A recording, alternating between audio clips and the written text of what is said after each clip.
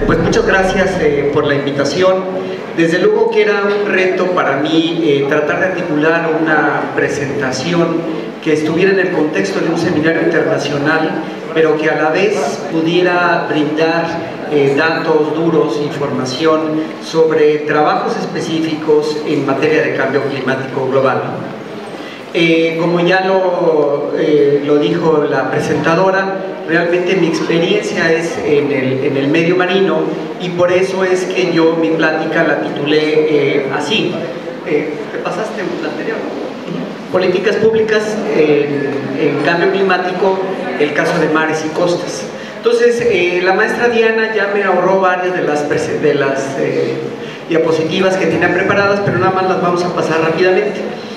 ¿Por qué? Porque sí es importante poner en contexto cómo llegamos al día de hoy en el que ya prácticamente hay consenso sobre que sí existe un cambio climático y cuáles son las consecuencias de ese cambio climático, no en abstracto, en publicaciones científicas que pocos entienden y muchos muy menos leen, sino cómo te afecta en la vida diaria esto del cambio climático. Entonces, las acciones gubernamentales, digamos que empiezan desde, en particular en 2005, con la creación de la Comisión Intersecretarial del Cambio Climático. Si le picas ahí al vínculo, muy bien, esta comisión intersecretarial estaba formada inicialmente por 7 secretarías, actualmente modificada y en la que se incluyen 11 secretarías. Se trata de que cada una en el ámbito de sus diferentes competencias interactúen y se coordinen para casos de cambio climático. Esto fue derivado de la firma de México de acuerdos internacionales. El más importante es la Convención Marco en Cambio Climático de las Naciones Unidas. En el Protocolo de Montreal en 1987 es la primera vez que un grupo de naciones se reúnen y reconocen que, a pesar de que no hay certidumbre científica en algunos aspectos, sí hay por lo menos un cierto acuerdo de que sí tenemos un problema que se tiene que enfrentar desde una perspectiva internacional. Por eso digo que qué bueno que hagan este tipo de seminarios con carácter internacional, porque no es materia de un estado, municipio o país, sino que es una cuestión que afecta a todo el mundo.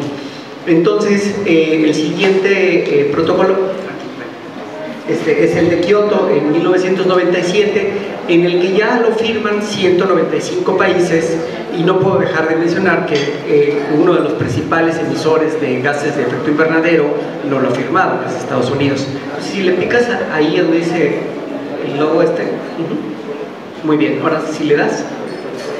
Ok, entonces ya en el folleto se menciona que en 2007 ya hay una estrategia nacional de cambio climático.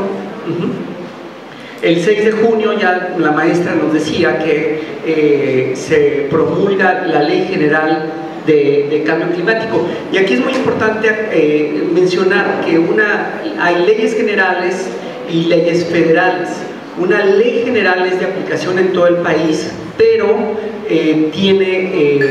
o es necesario realizar leyes estatales, como por ejemplo la Ley General de Protección al Ambiente es de ámbito federal, pero cada estado, como Baja California, tiene su ley estatal de protección al ambiente, en el que sin contravenir lo dispuesto en la ley general, se adecua a las condiciones estatales. En el 2008-2012 ya se incorpora en el marco del Plan Nacional de Desarrollo el tema del cambio climático, y se incluye por primera vez en su eje rector número 4, dedicado a la sustentabilidad. Entonces llegamos al Plan Nacional de Desarrollo actual 2013-2018, en el que están constituidos 5 objetivos generales 5 metas nacionales: México en paz, México incluyente, México con educación de calidad, México próspero y México con responsabilidad global. Bueno, de esos 5 objetivos generales, al menos en 3 de ellos hay una mención explícita a cuestiones de cambio climático. Entonces, el primero que se refiere o tiene algo que ver es el llamado México en paz. Y dice textualmente: finalmente un México en paz plantea un nuevo enfoque para que el gobierno responda a su compromiso de salvaguardar a la población, a sus bienes y a su entorno de un desastre de origen natural y humano.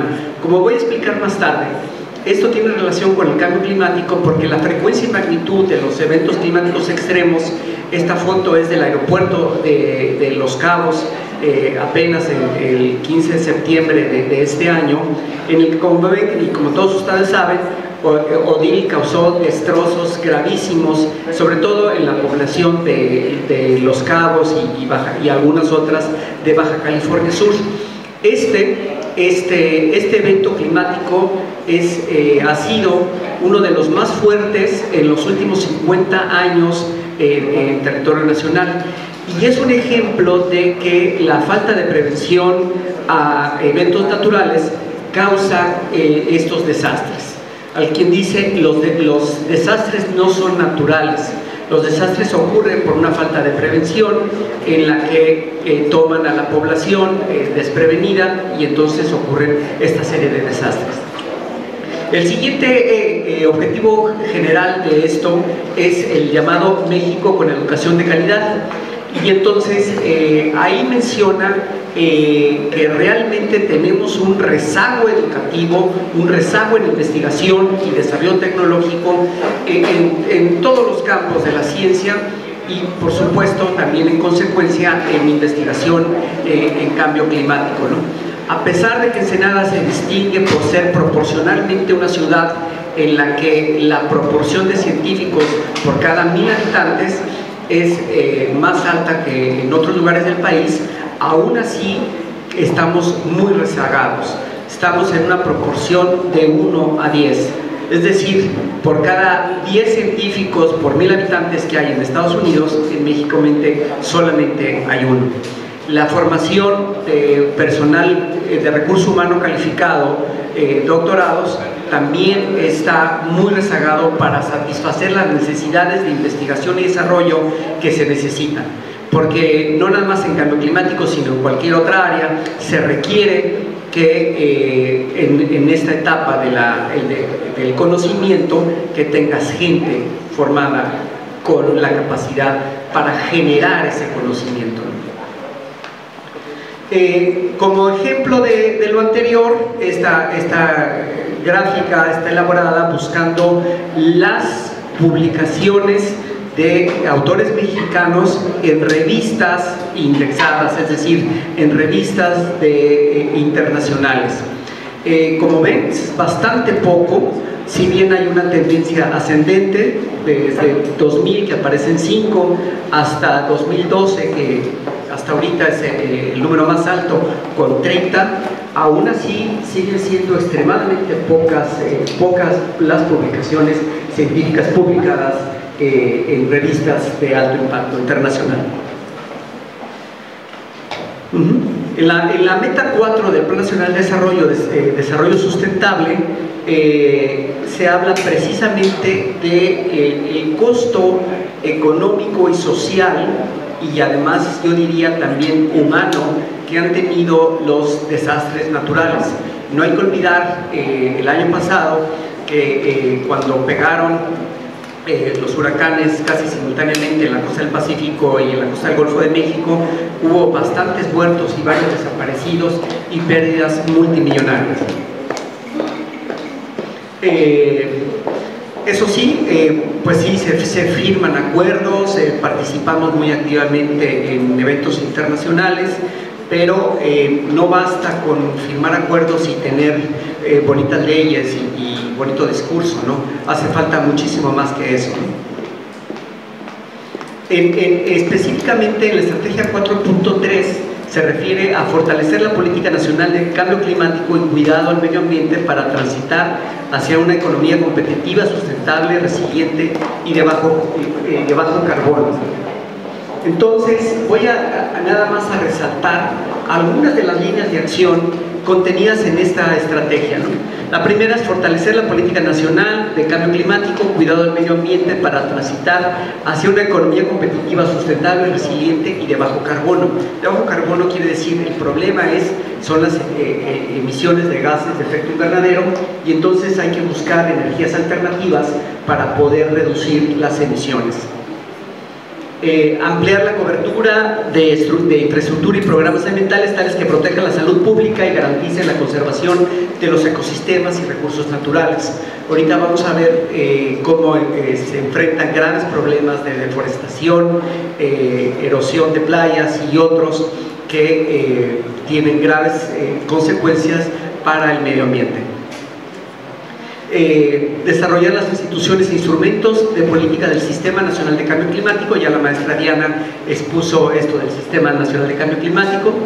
Impulsar y fortalecer la cooperación regional e internacional en materia de cambio climático, biodiversidad y medio ambiente. Realizar investigación científica y tecnológica, generar información y desarrollar sistemas de información para diseñar políticas ambientales y de mitigación y adaptación al cambio climático, otro tema que lo mencionó Diana y creo que alguien más lo va a mencionar después.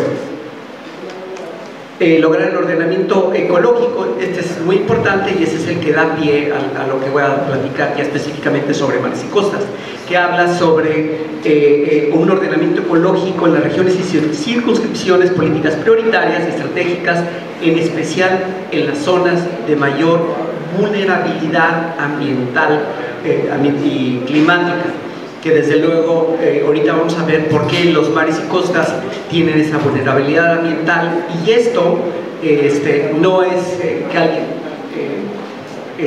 pueda o no, o sea, la vulnerabilidad según el Programa de las Naciones Unidas para el Medio Ambiente representa la interfaz entre la exposición a amenazas físicas para el bienestar humano y la capacidad de las personas y comunidades para controlar tales amenazas.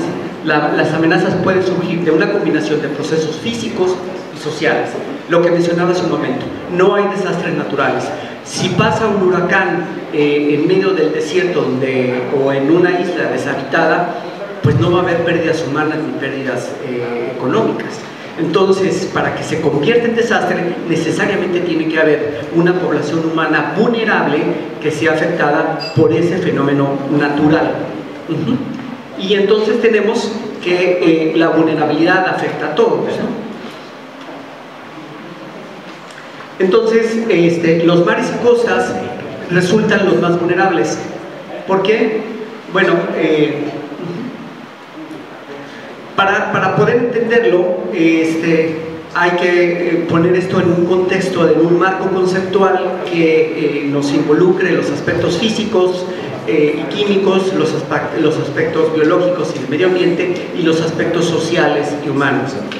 Entonces, en particular en el ambiente físico-químico, el incremento en el nivel del mar producido por el deshielo de los casquetes polares hace que suba el volumen del agua, y eso sube el nivel del mar, y en consecuencia pues pueden ser afectaciones a poblaciones que viven en la zona costera, zonas muy bajas, y afectaciones a los ecosistemas naturales, como por ejemplo arrecifes coralinos. En una de las gráficas que presentó Diana, se veía que en la costa del Pacífico nada más hay dos estados que tienen estado intermedio, Michoacán y Chiapas, y todos los demás están en nivel bajo en cuestiones de acciones de cambio climático, y en el lado del Golfo de México, afortunadamente, Veracruz y Quintana Roo sí aparecen como nivel alto, ¿no? La emisión de gases de efecto invernadero, que ya lo dijimos, y que todo el mundo ya sabe que esta es la consecuencia, o sea, que esta es una de las causas del cambio climático. El incremento en la temperatura superficial del mar, precisamente porque se hace un efecto invernadero.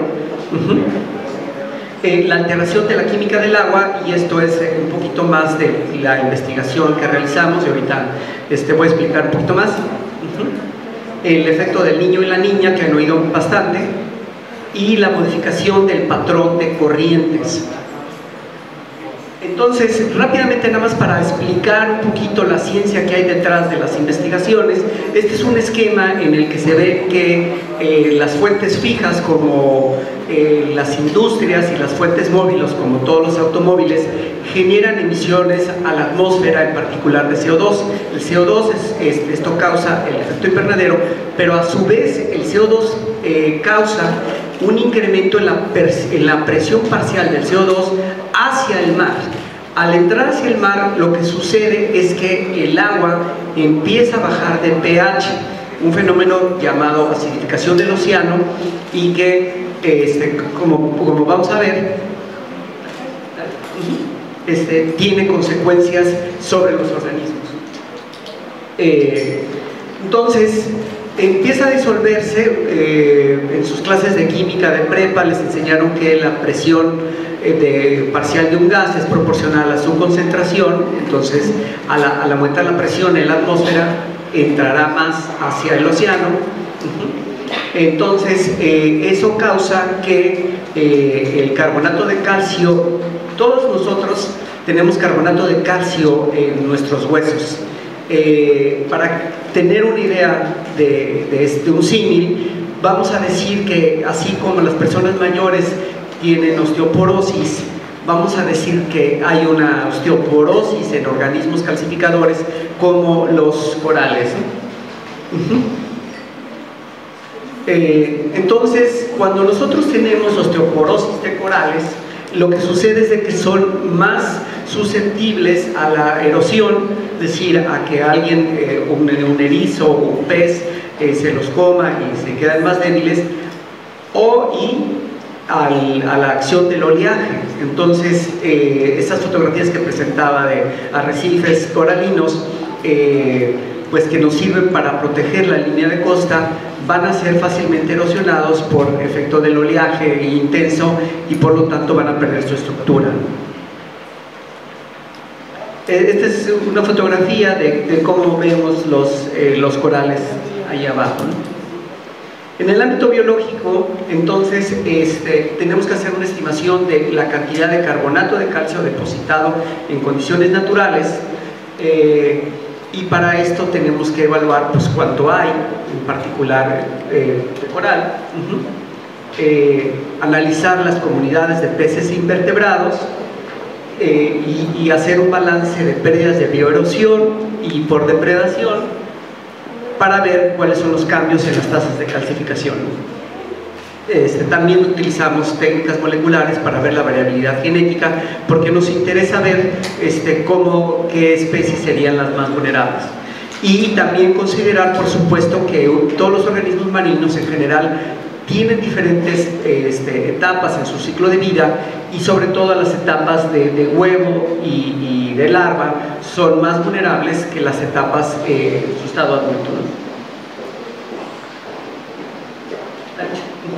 Entonces, en los pocos minutos que me quedan, vamos a explicar un poquito rápidamente cómo estudiamos este problema del cambio climático, en particular el presupuesto de carbono en arrecifes coralinos. Entonces, pues tenemos que ir a bucear. Utilizamos eso que ven ahí, es un cuadrante para estimar la cobertura de coral. Eso que es amarillo es una línea que nos permite ver cuánto vamos a lo largo de ese transecto, hacer una estimación por muestreo, cuánto coral hay en una cierta zona, e identificamos las especies que se encuentran presentes. Y necesitamos hacer una estimación del crecimiento de los corales. Entonces, ¿cómo hacemos para estimar el crecimiento de organismos que no hablan, que no tienen CURP ni nada por el estilo? Bueno, pues lo que hacemos es de que les ponemos un colorante que se llama alizarina, que es un colorante natural, como el colorante que le ponen a las palomitas, que pueden ser de colores, pero no te afecta. Y los dejamos 24 horas así. Y nosotros sabemos la fecha en la que nosotros marcamos el coral. Entonces lo que hacemos es que 6 meses después, 1 año después, 2 años después, regresamos a esa colonia previamente marcada y reconocemos esa marca roja que ven, que la alcancen a ver por ahí, y entonces nosotros sabemos cuánto creció desde ese momento a la fecha en la que lo sacamos. Es decir, tenemos la fecha conocida de marca, tenemos la fecha conocida de recaptura, y con eso podemos hacer una estimación del crecimiento en corales de tipo ramoso. Hay otros corales que son más nobles, como estos de tipo masivo, en el que nosotros podemos poner una marca. Entonces queda un clavo, ahí queda la marca visible. Y tiempo después vemos, no le hace daño el clavo al coral, empieza a crecer, y entonces podemos ver por diferencia cuál ha sido la tasa de crecimiento de ese coral. Después sacamos ese coral, lo cortamos y le tomamos una radiografía digital a estas lajas. Aquí pueden ver que en su mano izquierda hay unos como cubitos. Esos cubitos son de una especie de molusco que se llama Tridacna máxima, cuya densidad es conocida, y entonces nosotros, sabiendo una densidad conocida, podemos hacer convertir de la densidad óptica a la densidad esqueletal. Y entonces de esa manera nosotros podemos saber la edad del coral, y conociendo su tasa de crecimiento y conociendo su abundancia en el campo, podemos ver cuánto carbono está siendo secuestrado por arrecifes coralinos. En el ámbito socioeconómico, pues también es igualmente importante tener un modelo conceptual que explique las relaciones entre el recurso y la sociedad, el desarrollo de indicadores socioculturales, el desarrollo de un programa de monitoreo socioeconómico y un análisis del marco institucional que norme las relaciones del recurso y sociedad, y consecuente la implementación de políticas públicas de conservación y desarrollo. O sea, tiene que hacerse todo integralmente en el ámbito físico-químico, en el ámbito biológico y en el ámbito socioeconómico. Ya nada más para terminar, esto es un artículo de divulgación que pueden encontrar en la revista Ciencia y Desarrollo. Se meten a la página de CONACYT. Esto fue publicado en diciembre de 2013, en el que hicimos una evaluación de los servicios ambientales que proporciona el arrecife coralino de Cabo Pulmo. Esto de los servicios ambientales es muy importante, porque es la valoración o ponerle pesos y centavos a un servicio ambiental como podría ser el aire o la playa o inclusive una vista. Entonces son cosas intangibles que es difícil ponerle un precio, porque no hay un precio de mercado, sino un precio de apreciación. Entonces, como por ejemplo en el caso de arrecifes coralinos de Huatulco, Iztapas, y Cabo Pulmo, hicimos un estudio basado en cuánto estás dispuesto a pagar para ir a ver un arrecife, para ir a bucear, para tenerlo, ¿no? Tú vas a París a ver la Torre Eiffel, entonces no te llevas la Torre Eiffel, pero decidiste gastar tu dinero en hacer un viaje, ir hasta allá y verla, ¿no? Bueno, pues para que se den una idea, están en el orden de los millones de pesos anuales que los turistas están dispuestos a hacerle para esto, ¿no? En resumen, en el caso de mares y costas, la importancia de estas políticas públicas residen, como dije yo, en un incremento en el nivel del mar. Aquí estamos al nivel del mar, estamos en Ensenada. ¿Cuáles serían las consecuencias si subiera ese nivel del mar? El calentamiento del agua superficial, que ocasiona que especies que son de los trópicos vayan hacia latitudes superiores, y esto no siempre es bueno, porque hay una serie de consecuencias en el equilibrio ecológico de los ecosistemas. el incremento de la presión parcial de CO2, que como dije causa el fenómeno de acidificación del océano y en consecuencia la baja en las tasas de calcificación de todos los organismos calcificadores.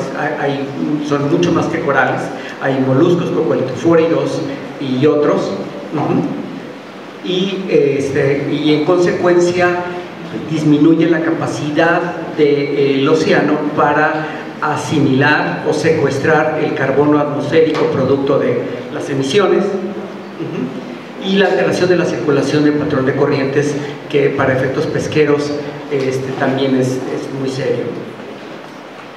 Y como también ya mencioné, se van a incrementar la frecuencia y la magnitud de los eventos climáticos. Este es el último reporte del IPCC, está ahí en línea, igual que Diana, también les dejo la presentación. Esta versión ya está en español y es el resumen para responsables de políticas, para tomadores de decisiones, entonces ahí pueden ver más. Muchas gracias.